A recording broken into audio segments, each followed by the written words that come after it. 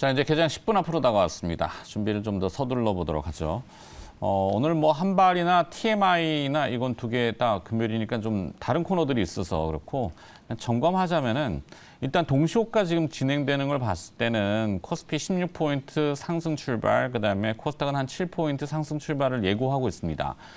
코스피는 오늘까지 올라가게 되면은 이제 이번 주 내내 상승이죠. 이것도 6거래일 연속 상승이고, 코스닥도 시장 반전에서 성공을 했는데 분위기는 좋아요. 그리고 또 오늘 뭐 이제 화려한 또 시세 분출들이 나올 겁니다. 하지만 조금 한 템포를 돌려보면은 어제 이제 외환 시장에서의 그 급격한 개입, 당국의 개입, 이게 좀 좀 뭐라 그래야 되죠? 약간 좀 과격했어요. 너무 과격하게 세련되지 못한 외환 당국의 개입인데 뭐 당국을 뭐라 자꾸 하는 건 아니고 하필 어제 11시에 이제 꼭 점심시간 때 그 호가 얇은 데에 개입해가지고 환율이 너무 급격하게 떨어져 버렸잖아요. 그럼 거기에 따른 되돌림도 분명히 있을 수 있고 그렇게까지 해야 됐을까라는 생각을 해보면은 국민연금하고 이제 스왑을 통해 가지고 국민연금이 이제 해외 투자하는 걸 좀 줄이고 국내 쪽으로 좀 들어와서 이제 환율 시장에서는 이제 셀앤바이 포지션을 좀 잡게끔 이렇게 구조해서 환율이 급락을 했는데 그래도 또 외국인 투자자들이 이제 배당금을 챙겼잖아요. 그러면 나가지 말고 여기서 다시 좀 재투자를 해주길 바라는 거죠. 그게 이제 당국의 속내였던 것 같고. 근데 외국에, 그러니까 여기에서 보는 입장에서는 저 왜 저렇게 급하게 하지? 라고 생각을 할 수 있습니다. 그래서 조금 시장이 이렇게 FX하고 그다음에 채권 시장하고는 엉켜 있어요. 이제 주식 시장은 뭐 뉴욕이 올라가고 그러니까 막 굉장히 화려해 보이죠. 또 오늘 2차 전지 달려보자 막 이렇게 나올 것 같은데 한번 숨을 조금 이렇게 호흡을 좀 고르자는 의미에서 너무 흥분하시지 말자 그 얘기해드리고 싶고 이번 주에 저도 그래서 기업 선정을 할 때 많이 펼쳐놓지는 못했던 것 같아요. 아이디어도 상당히 찾기 어렵고 패턴이 너무 빠르죠. 시장이 유행도 빠르고 쫓아다니기가 굉장히 힘든데 그냥 실적이 좀 좋아지는 기업들 명확해 보이는 임플란트 기업들 지금 이제 그 한발 점검하는 겁니다. 임플란트 기업들인 뭐 덴티스 이런 기업들은 좀 이번 주에는 그래도 많이 오르지는 않았지만 뭐 저 정도 중국이 리오프닝하고 우리나라 리오프닝도 그렇고 노마스크의 치과 매출이 좀 올라간다. 뭐 중국의 이제 중앙 집중식 구매라고 하는 저 정책이 처음에는 악재라고 생각했지만 뒤에 알고 봤더니 오히려 가격이 떨어지니까 판매량이 임플란트가 늘어서 호재가 됐다 이 정도. 그리고 이제 오스템 임플란트가 대표적인 기업인데 뭐 덴티스, 덴티움, 리오 뭐 이런 레이 이런 회사들이지만 디오 맨날 죄송합니다 한글책 틀려서. 자, 그런 기업들이 이제 주고 시세도 굉장히 또 강했죠. 근데 덴티스만 아직 못 올라가서 실적은 좋아질 것 같고 해서 주 초반에 좀 봤던 기업이고, 그다음에 어제는 이제 수급으로 얘기했던 기업이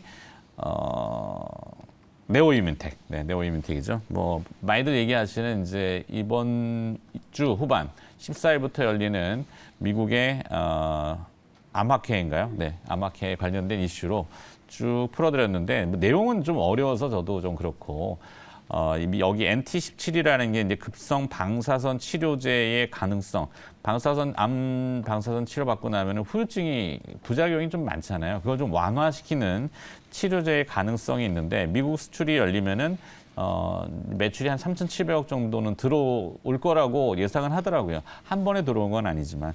네, 그런 내용이 있는데 내용은 어렵고 중요한 건 좀 전에 지나갔습니다만 이제 수급이죠. 쿼드 자산이 가지고 있는 790만 주의 오버행. 주가 올라갈 때마다 계속 위에다가 때려대니까 주주들이 이제 뿔난 거죠. 그럴 거면 한꺼번에 넘겨라. 네, 그래서 투자 조합이 형성될 가능성이 좀 높은 것 같아요. 금액은 한 500억 정도 되는 것 같은데 그건 좀 확인이 되면은 다시 한번 알려드리도록 하겠습니다.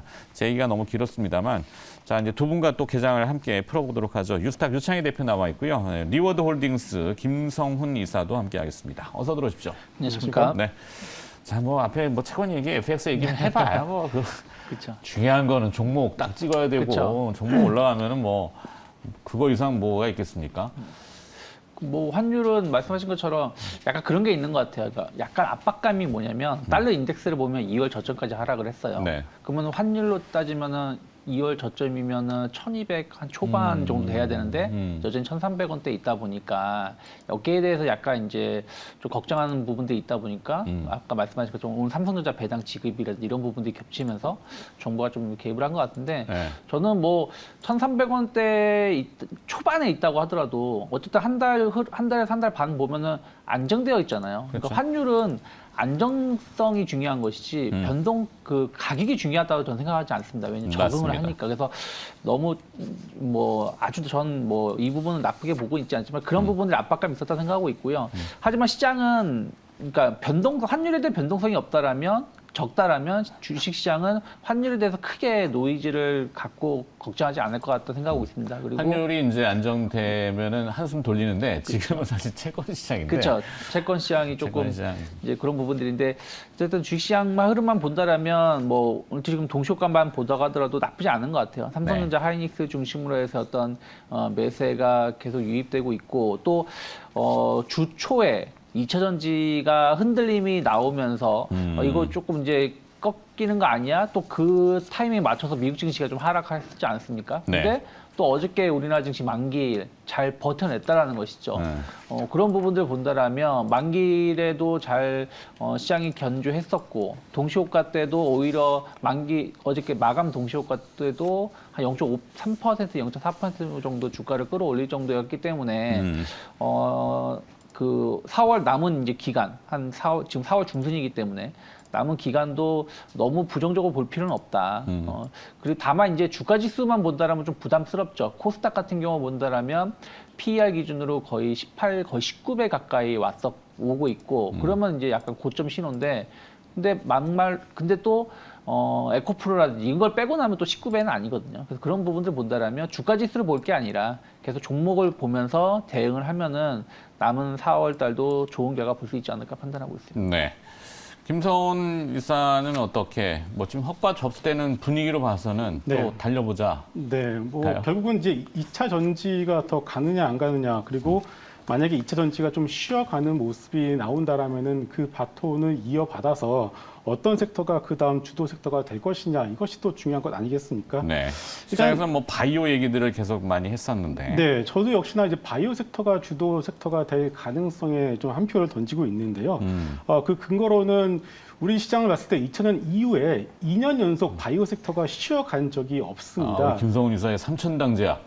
뭐 지금 거의 시장의 바이오 섹터 주도주가 되어 가고 있는 한참 상황이죠. 올랐을 때 이야기하길래 정신 나간 거 아니야 이랬는데 더 가네요. 네. 정신을 벗겨버리네 아주. 맞습니다. 이제 그러면 이제 삼천당제약이 어떻게 보면 제약 바이오 섹터 내에서 에코프로의 가능성도 충분히 있다라고 보고 있고요.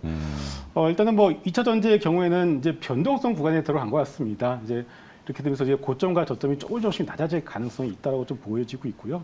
그리고 제약 바이오의 경우에는 2년 연속 시험한 적이 없다. 그러면은 올해 같은 경우에는 좀 주목을 받을 가능성이 상당히 높고 PPI가 좀 낮게 나왔습니다. 이러면은 5월 초에 있을 FOMC에서 금리가 동결될 가능성이 점점 높아지고 있고 캐나다 중앙은행도 2달 연속 금리를 동결했고 우리나라도 금리가 동결됐고 오히려 인하에 대한 얘기도 조금씩 나오고 있습니다. 그동안 금리 인상의 가장 큰 피해주였었던 제약바이오 섹터의 어떤 상승의 어떤 분위기가 만들어져 가고 있다는 것을 봤을 때는 제약바이오의 경우에 여러분들이 이제 바닥에서 슬슬 올라오고 있기 때문에 관심 있게 좀 보실 필요가 있겠습니다. 바닥에서 올라오는.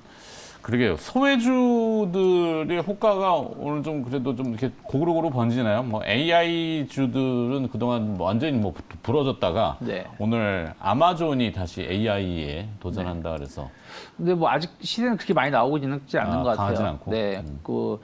코난 테크놀로지가 2.5%, 뭐 셀바스 AI가 한 1, 2% 정도 상승하고 있습니다. 네. 자, 계장 보고 얘기 더 나누겠습니다.